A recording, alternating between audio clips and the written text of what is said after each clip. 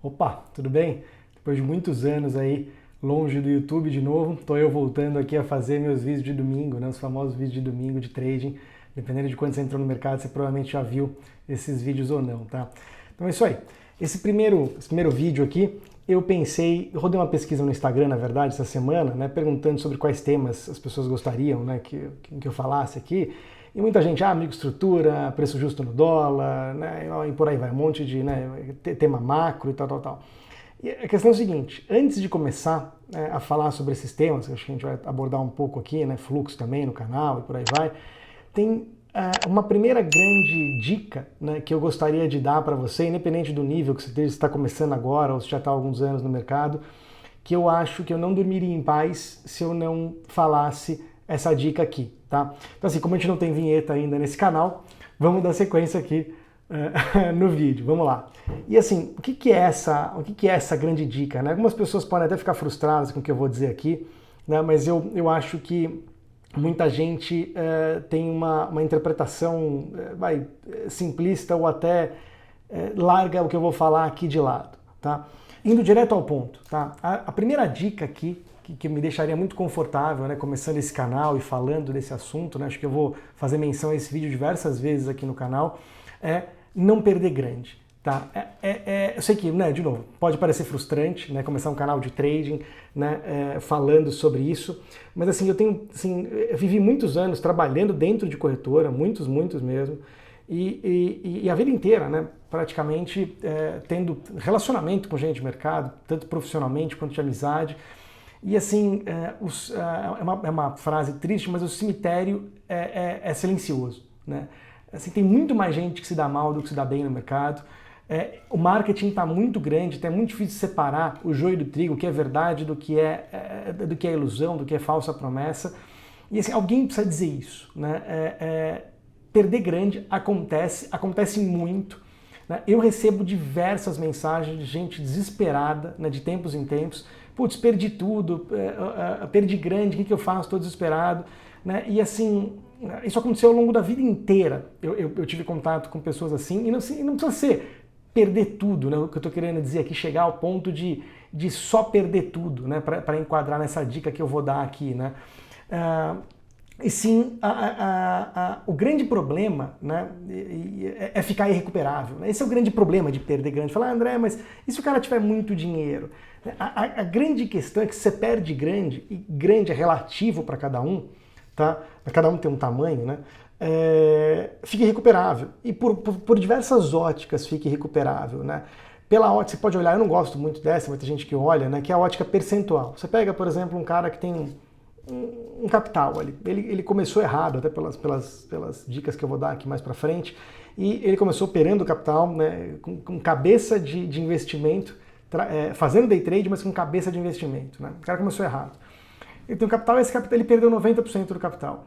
Para esse cara voltar para estaca zero, o patrimônio dele tem que subir 900%. Ele tem que fazer uma operação ou diversas operações em que dê no acumulado 900%. Ele perdeu 90%, para ele recuperar, ele tem que ganhar 900. Tá? A matemática vamos dizer que é injusta, é assimétrica, e é assim mesmo.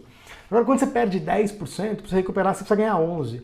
Né? Você tem essa questão da distribuição matemática, da magnitude das perdas ser muito cruel. Tá? Mas, de novo, tem esse ângulo, né? Um ângulo, né? Por que fica irrecuperável? Eu não gosto muito desse, mas é uma forma de se pensar. O segundo ângulo, né, aí já é bem importante, eu gosto muito, é a questão emocional. O cara que perde grande, independente de qual que é a definição de grande para você, né, cara, como é que esse cara vai continuar operando? Né? Tanto no intraday quanto em swing trade, esse tipo de coisa, em operações que exigem que você ativamente esteja entrando no mercado, avaliando, estopando, mudando stop, por aí vai, ativamente, que não seja passivo um investimento. Emocionalmente você provavelmente vai estar abalado se você perdeu realmente grande ali, né? E o terceiro grande ponto, né, de por que perder grande fica praticamente irrecuperável, né, além do percentual, a questão emocional, é que provavelmente é uma derivação da segunda, né, da questão emocional, você não vai operar depois que você perde grande com o mesmo lote que te originou essa perda grande. Provavelmente você vai ficar com medo e vai reduzir a mão, o que seria, vamos dizer, até mais natural e provável, né, de se esperar. Tá? Esse é o porquê. Tá? O porquê por que não perder grande? Tá? E aqui nesse vídeo eu vou te listar 6 tópicos, né, 6 itens, 6 dicas que você pode implementar já agora, né, no seu dia a dia, não vou chamar no seu operacional, mas no seu dia a dia, para você evitar, você não vai eliminar a chance de ter grandes perdas, mas você vai reduzir muito a probabilidade de ter grandes perdas, tá? E a primeira delas isso aqui é meio intuitivo, tá? Mas muita gente que começa, eu vou fazer um disclaimer aqui, tá? Eu tô falando tanto para quem está começando, para quem nunca operou aqui, tá? Quanto para quem já está operando. Obviamente quem tem muita experiência, talvez, né, o que eu esteja falando aqui, obviamente já faça parte. Mas uma outra coisa, até quem tem 4, 5 anos de mercado, pelo menos alguns 2 desses 6 itens vão fazer uma diferença muito grande para você. A primeira de tudo é ter um plano. Tá? Eu sei que é intuitivo, mas muita gente entra e não tem muito claro, escrito no papel, escrito na pedra, né, no papel, tá? Qual é o teu plano? Quanto eu tenho de dinheiro disponível para o mercado? Qual que é meu grau de dedicação? Qual que é meu stop diário? Qual que é meu stop semanal? Qual que é meu stop mensal? Em que situações eu paro efetivamente? Nesse primeiro vídeo aqui, a gente não vai entrar nesse mérito, a gente pode, em vídeos futuros, né, você ter pessoas experientes têm regras para quebrar as regras, né? Mas no começo você tem que ter a disciplina, no começo que eu digo durante anos, você tem que ter a disciplina de respeitar aquilo que você pôs no papel em termos de stop diário e por aí vai. Você pode falar, olha, você pode chegar à conclusão que o que você definiu de regra não está adequado à volatilidade do mercado, ou está errado, ou a volatilidade do mercado mudou e você tem que rever as suas regras. Tudo bem, mas tem que ter algum norte, algum plano, alguma direção, tá? E a ideia aqui não é falar como montar um plano de trade, mas você tem que ter regras específicas, especialmente de saída, para parar quando você atinge o limite de perda no dia, na semana ou no mês. Essa é a primeira dica aqui, tá? A segunda é travar lote na corretora ou na plataforma. Algumas corretoras permitem que você, mesmo com mais recurso, esse é um grande problema, né? Você tem dinheiro na corretora e ela te libera o máximo que a margem permite, o que é um absurdo, que é um grande absurdo. Então, algumas corretoras permitem ou não você fazer esse bloqueio de lote máximo que você pode ficar exposto. As plataformas, a Anelógica também, tem essa opção de bloqueio de tamanho de lote. Tá? Isso ajuda muito. Você fala, André, mas eu já tenho o meu plano de trade, o meu operacional é de ficar com 1+1, né?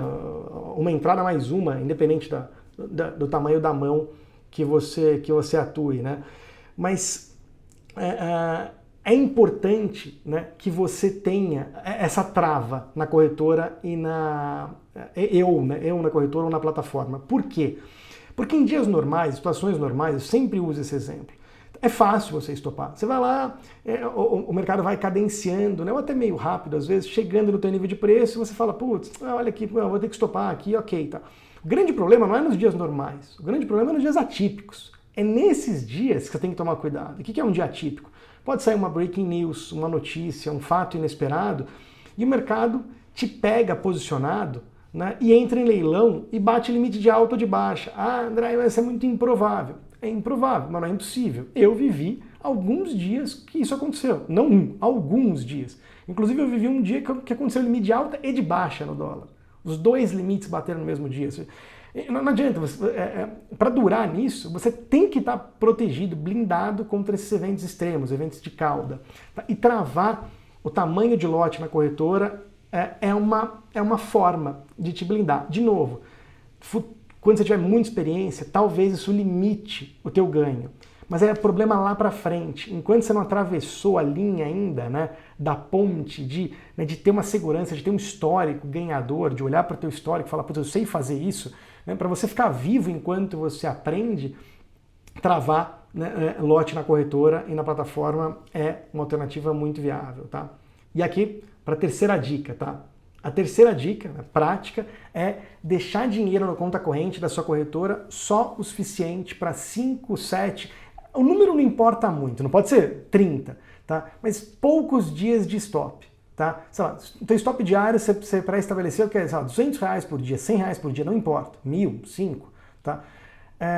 Não tenha mais do que 5 ou 7, o equivalente a 5 ou 7 dias de stop máximo diário na conta corrente da corretora. Por quê?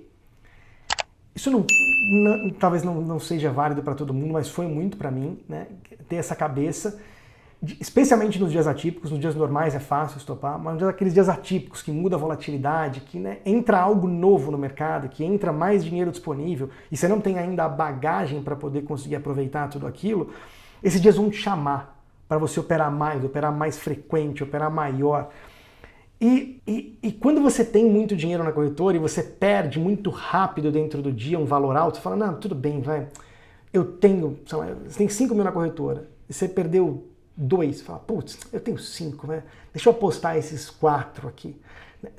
É muito fácil para algumas pessoas, não para todas, virar uma cabeça de apostador e você pensar em tudo que você tem para recuperar uma perda que você teve muito rápida, como se você tivesse sido furtado dentro daquele dia, uma coisa muito rápida, e você vai para um trade de revanche muito rápido ali, e aí você vai para uma cabeça de all-in, de uma, opa, eu perdi 1.000, perdi 2.000, tenho 5, esses 3 que sobraram aí, putz, eu vou para tudo ou nada para poder recuperar.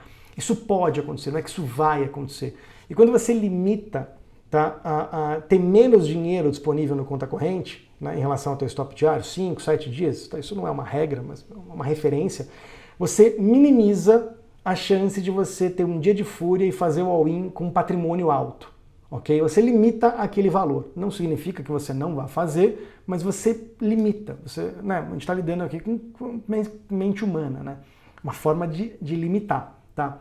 Essa, então, o terceiro ponto é ter dinheiro disponível na corretora suficiente para alguns dias de stop só. Você não pode também ter muito pouco. Ah, André, para 1, 2 dias, porque senão você toda hora vai criar um hábito de ser um depositador, porque tomar 1 dia de stop, ou no começo, tomar 2 dias de stop, aí depende da técnica. No scalping não é tão comum, não seria tão comum você ter 2, 3 dias de perda no stop diário. Dependendo da técnica é mais comum. Senão você vira um depositador, você treina a tua mente para perder e ficar fazendo TED para a corretora. Você vai treinando a mente para isso, isso é péssimo. Então você tem que ter ali, né, 5, 7 dias de dinheiro disponível para stop máximo na corretora, nunca muito pouco, tá? A quarta dica que eu vou te dar aqui, tá, é uma derivação da anterior, que é separar a tua conta de trading da conta de investimento. Tá? Separar, especialmente separar a corretora, seria o melhor dos mundos. Você ter uma conta para operar, né, day trade, numa corretora A, e uma conta, se você tem investimentos, aliás, eu vou fazer vídeo sobre isso, né? Sugiro que você tenha, tá? Tenha ele em outra conta corrente de outra corretora se você tem receio desse controle. É uma variação do problema anterior, de você, né?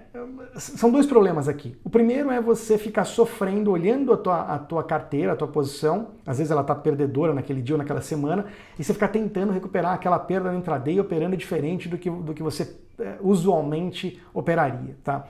E ficar sofrendo emocionalmente com aquilo. E o segundo grande problema é você usar o teu recurso de investimento para all-in no intraday, então, que é uma variação do problema anterior, tá? Separar não, é um bloqueio a mais, não significa que você não vai ir para o all-in, né, necessariamente, mas é mais difícil. Você vai ter que fazer um TED, desinvestir na outra corretora, fazer uma TED para o teu banco, do teu banco para a corretora, assim, começa a burocratizar, né? E aí se você tem que fazer todas essas transações, em algum momento você pode parar para pensar e falar, putz, será mesmo que eu vou fazer isso e tal, não sei o quê, e aí você para, e fala, não, eu não vou transferir. E aí você assume aquele prejuízo ali, que ele provavelmente vai ser o menor prejuízo do que se você continuasse no modo revanche operando, tá? Separa as contas. A quinta dica aqui é ter um plano para crescer lote no mérito. Esse é um grande problema. O que eu mais ouço aqui é o seguinte, André, eu não quero operar pequeno, como você fala, como você sempre estimulou, que é operar com um mínimo contrato, né? No caso dos minis, um lote, no caso das opções, o mínimo de lote possível, nas ações também. Por que eu não vou operar com isso? Porque, pô, não dá nada, eu vou ganhar no fim do mês, eu vou ganhar 100, 800 reais, R$1.000, isso aí não paga as minhas contas. E de fato, não vai pagar. A questão é o seguinte, operar grande no começo é cavar o buraco com a pá maior. Assim, é isso, é só isso. Tá? O começo não é para ganhar dinheiro, o começo é para aprender a operar. Tá? E aprender a operar você tem que aprender com o menor lote possível. Tá? Com o menor lote possível. Então você tem que começar no mínimo, isso é sine qua non. Assim, você tem que começar com o lote mínimo tá? E só vai crescendo o lote no mérito. O que é mérito? Aí tem várias formas, né? Uma dica que eu sempre usei, uma dica rápida, é você bater pelo menos 70%, né, da sua meta, ou seja, 7 dias, batendo a meta ou muito próximo da meta, numa amostragem de 10 pregões. Tá? É uma referência muito boa para você ir adicionando lote. Ela não vale para você sair do 1 para o 2. Tá? Sair do 1 para o 2, você precisa de mais tempo, você precisa vivenciar o mercado, você precisa de alguns meses operando com um lote para vivenciar o mercado, vivenciar emoções, situações diferentes, né, em que você fez coisa errada, né? Fazer tudo errado quando você está ainda operando com lote mínimo. Tá? Isso é muito, muito importante. Se as pessoas fizessem isso, entrassem operando lote mínimo, passassem alguns meses ali, 2, 3 meses, e a partir dessa janela de tempo de 2 meses, começassem a crescer lote no mérito, só no sucesso, batendo a meta em 7 dias, numa amostragem de 10, dificilmente as perdas seriam tão grandes. Dificilmente as pessoas teriam perdas significativas, pelo menos na fase de aprendizado. Tá? Então, essa quinta dica aí é crescer lote, ter um plano para crescer lote e crescer lote somente no mérito. Não operar grande no começo, ou grande, né? Maior do que as suas habilidades te permitem. Esquece o quanto o teu bolso permite. Ah, André, eu tenho dinheiro para margem, eu tenho 100 mil na corretora, eu tenho 1 milhão na corretora. Não importa. Mínimo de lote. Só cresça no day trade no mérito. Não vai querer rentabilizar capital no day trade, especialmente na fase de aprendizado. Tá? Não é assim que a banda toca. E a sexta e última dica aqui é colocar stop na máquina. Isso vai muito contra tudo que eu ensinei de scalping, tudo que eu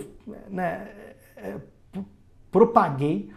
Só que se fazer uma análise em retrospecto, né, para o cara que está, especialmente para quem está no começo aqui, pôr o stop na máquina vai eliminar pelo menos uma das fontes de grandes perdas no intraday, que é você não estopar a primeira operação. Tá?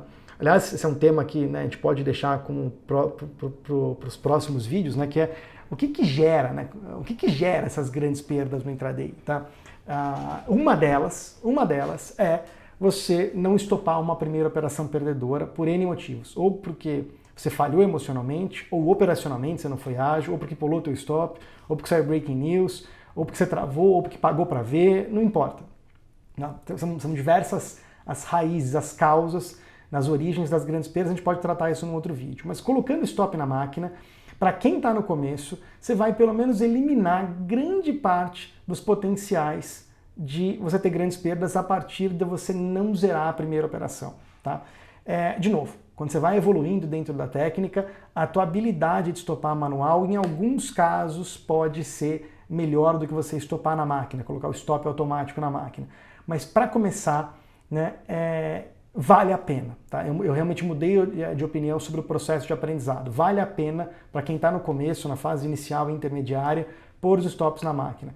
Você tem um efeito negativo, que você não está treinando ativamente a tua habilidade. Opa, estou errado, preciso estopar. Você tem esse ponto negativo e ele de fato merece atenção. Só que o ponto positivo que acho que supera, né, os malefícios do ponto negativo, você não vai travar, pelo menos no começo. Você não vai travar e uma perda que poderia ser mínima e pequenininha, ela não vai ser gigante, pelo menos no começo. Tá? São essas 6 dicas aqui que eu quis passar inicialmente para vocês, antes de começar a falar de fluxo, antes de começar a falar de distorção, antes de falar de microestrutura de mercado, de player, se mini é melhor que o padrão ou não e por aí vai. Tá? Eu fiz questão de colocar essas 6 dicas para você implementar já amanhã mesmo no seu operacional, para você realmente conseguir durar. Porque se você durar nesse negócio, a chance de você, né, aprender é muito maior do que você ficar tentando achar que operar grande ou tentar ganhar dinheiro muito rápido, né, vai te proporcionar. Na verdade, se você ficar tentando ganhar dinheiro muito rápido quando está no começo, mesmo na fase intermediária, é muito provável que você esteja cavando a sua cova com uma pá maior. Tá? Para finalizar aqui, né, eu quero que fique claro que eu fiz 2 canais, né, nessa volta minha para o YouTube, eu fiz 2 canais. Esse aqui, com o meu nome é André Hanna, eu só vou falar de trading, ou intraday, ou até swing trade, né, não só de dólar, mas swing trade de ações, microestrutura, macrofinanças, fundamentos, distorção e por aí vai. E eu tenho um outro YouTube que chama Eu Também Invisto, e lá eu só falo de investimento, carteira de investimento, o método que eu uso é o de alocação por paridade de risco. E assim, independente se você tem ou não uma carteira hoje, eu sugiro que você acompanhe também. É completamente diferente dos temas que eu vou tratar aqui. Em alguns momentos eles se complementam, mas na maior parte das vezes, né, as habilidades que você precisa para investir são completamente diferentes das habilidades e do foco, da energia e do tempo que você precisa se dedicar para ser trader. Não tem um melhor que o outro, eles são totalmente complementares. Eu brinco, né, que todo mundo tem que investir, mas nem todo mundo tem que ser trader, tá? Então, acho que essa é a minha provocação aqui, tá? Espero que você tenha gostado desse meu primeiro vídeo aqui e te vejo na próxima semana. Até lá!